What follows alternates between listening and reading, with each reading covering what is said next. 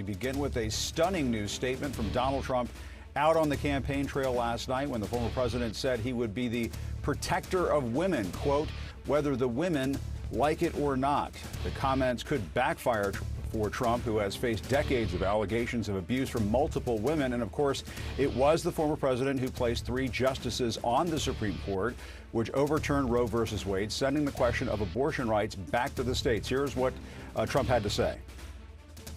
4 weeks ago, I was saying, no, I want to protect the people. I want to protect the women of our country. I want to protect the women. Sir, please don't say that. Why? They said, we think it's very inappropriate for you to say. So why? They said, sir, I just think it's inappropriate for you to say. Pay these guys a lot of money. Can you believe it? I said, well, I'm going to do it whether the women like it or not. I'm going to protect them. Today, we will be leaving Wisconsin, heading west. And I'll be obviously in 3 states again today, talking with the American people about the stakes of this election and the opportunity that we, the American people, have to chart a new way forward. I will comment on the former President Donald Trump's remark about women and whether they like it or not. And listen, it actually is, I think, very offensive to women in terms of not understanding their agency, their authority, their right, and their ability to make decisions about their own lives, including their own bodies. And this is just the latest on a series of reveals by the former president of how he thinks about women and their agency.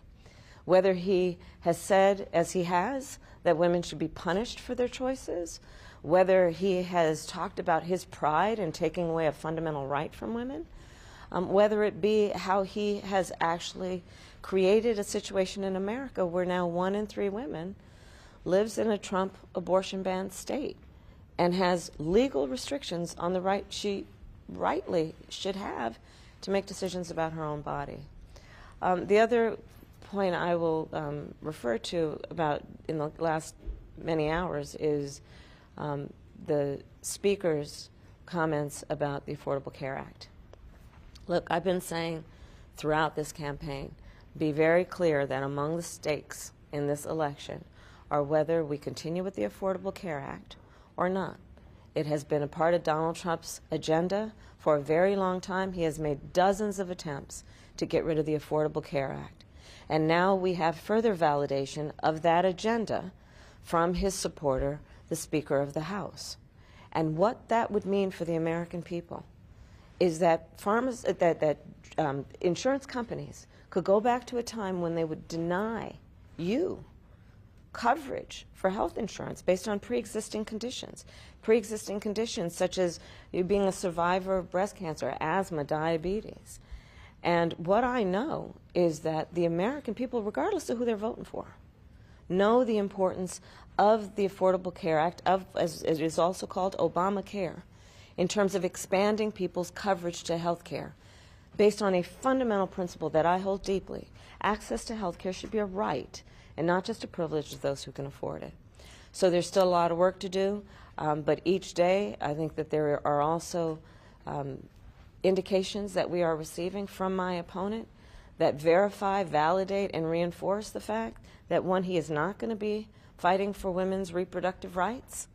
He does not prioritize the freedom of women and the intelligence of women to make decisions about their own lives and bodies. And health care for all Americans is on the line in this election as well. I'll take your questions. Dan? Oh, yeah. You know, since the beginning stages of your campaign, you've described yourself as an underdog. That language is gone from your speech now. Has something changed in how you're feeling? No, listen, I am putting it all on the field. And it's going to be a very tight race. And I'm running like the underdog, because we are. Donald Trump's been running for the last decade. I've been in this race about 3.5 months. And the stakes are so high. But I've been saying for quite some time, regardless of what the polls say, we are going to win. I do believe that. Because I do believe that this is a choice about 2 very different directions for our country. And the choice being offered by Donald Trump is about going backward, about a constant emphasis on degrading the American people and our capacity, versus a track that is about bringing the country together, knowing we have more in common than what separates us, and we should have a plan, which I do, to actually get things done, including bringing down the cost of living for people, investing in our small businesses, expanding access to health care, investing in American industries, including the future of American industries and American workers. So there you go. Well, So you talked about what the former president said being offensive to women. I think it's offensive to everybody, by the way. Well, that was my question. Yeah. What, the sort of hyper-masculinity that he is talking about, what do you think about it possibly resonating with men and male voters specifically? You've been following me, and you will see that in the tens of thousands of people who attend our rallies, which is an opportunity to talk about the issues, to talk about the future of our country, right? There are men, women, young people, people of every race, every background. One of the points I think that is a point of pride for everyone who attends, and including myself, is that our campaign really is about bringing people together, people of very different and diverse backgrounds, around a common theme that is about love of country, defending the Constitution of the United States, and investing in our future, and rejecting the notion that we are divided, or that should be acceptable, that we would be divided as a nation. So I'm very proud to have the support of men, women, young people, people of every background. Ebony?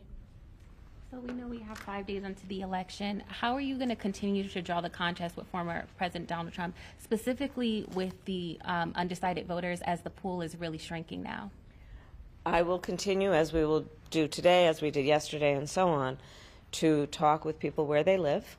So again, here in Wisconsin, heading to Arizona, heading to Nevada, to talk with people about issues like how we're going to deal with price gouging, corporate price gouging as a way to deal with grocery costs, how we're going to invest in small businesses and expand access to capital, how I will give first-time homeowners a $25,000 down payment assistance if they are a first-time home buyer, to help them get their foot in the door. These are the issues that the American people want to talk about, because these are the issues that affect them. These are the issues they think about when they're sitting at their kitchen table or when they're trying to go to sleep at night. And what I know is that they want a president of the United States who, as I say, will walk into the Oval Office with a to-do list and not an enemies list. And so that's what I will continue to do over the course of these next few days, to let folks know that I see them, I hear them, and I'm prepared to address their challenges with a plan that is about getting things done. Thank you. Madam Vice President, can you just do that? All right, that was Vice President Kamala Harris addressing reporters in Madison, Wisconsin. She was responding to former President Donald Trump's comment last night at his rally that he is going to be the protector of women, quote, whether the women like it or not, end quote. The Vice President just a few moments ago pointing out that she thinks that Trump's comments on women are not just offensive to women, but, quote, offensive to everybody. I want to go back to our campaign reporters who are covering all of this. Eva McKend is out there in Arizona. Kristen Holmes is with me here in Washington. Eva, your response to what we just heard from the Vice President, I mean, there was, out on the campaign trail over the last 24 hours, there was sort of this back and forth over garbage. It started with what the comedian said at that rally at Madison Square Garden on Sunday night, calling Puerto Rico garbage. And then there was the president's gaffe more than 24 hours ago or so. And then, when the Trump campaign thought that they had something, they were sort of, they thought they had the tiger by the tail here, with Trump climbing into a garbage truck with his name on it and everything. Then he makes this comment about women. And you saw the Vice President just seize on it a few moments ago. She did, Jim, because clearly she was setting the tone for the day with issues where she feels especially comfortable. So as it relates to connecting with women on this issue of reproductive rights, and then also talking about health care more broadly, which has become so central to this campaign. And the hope is that it resonates in states like this one, in battleground Arizona. When President Biden won in this state in 2020, it was just by a little more than 10,000 votes, a remarkable feat for a Democrat. Hadn't been done since Bill Clinton in the 90s. And it was due in part to the winning Biden coalition that include Latino and Native American voters. And so what we see from the Harris campaign is them trying to replicate that strategy, this multiracial coalition, but also running on the strength of this argument of reproductive rights. Los Tigres del Norte, excuse my Spanish, it's the best I could do. They're performing tonight here in Phoenix, and then later on she's going to be joined by Jennifer Lopez in Las Vegas. And, you know, the way that she's messaging to these Latino voters about her opportunity economy, for instance, it's very much grounded in talking about the family. So clearly she's trying to make the cultural connection there. And I'll end with this, Jim. I'm very curious to see how she talks about the issue of immigration in this border state.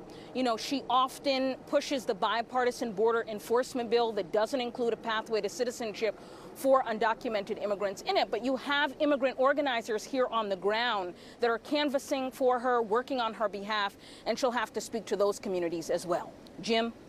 Yeah, and the Harris campaign with that out, that Spanish language ad out this morning, targeting those comments about Puerto Rico made at the Madison Square Garden rally. And Kristen Holmes, your response to what we just heard from the vice president, they obviously saw a moment to sort of shift the narrative, didn't they?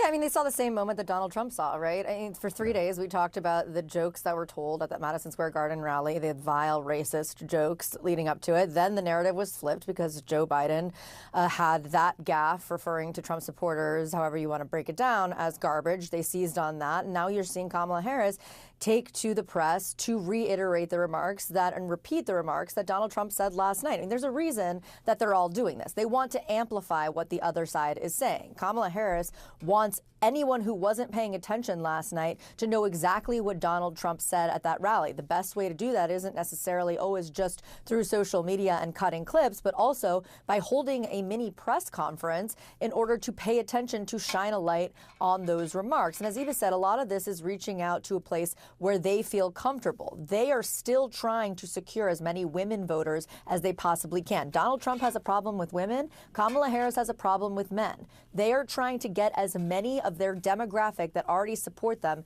out to the polls as quickly as possible and get them revved up so that they actually show up either for early voting or on November 5th. And this is all a part of that. Donald Trump sitting in a trash truck, that is because he believes that the messaging around your supporters are garbage, and putting that in quotes, is positive for him, that it can get people riled up, it can get people to the polls. Kamala Harris's team clearly believes that the language that Donald Trump used last night will do the same for her side. We are in a last-minute sprint here, and everybody is grasping for votes because both sides understand that this decision, this race, is going to be determined in the margins, Jim.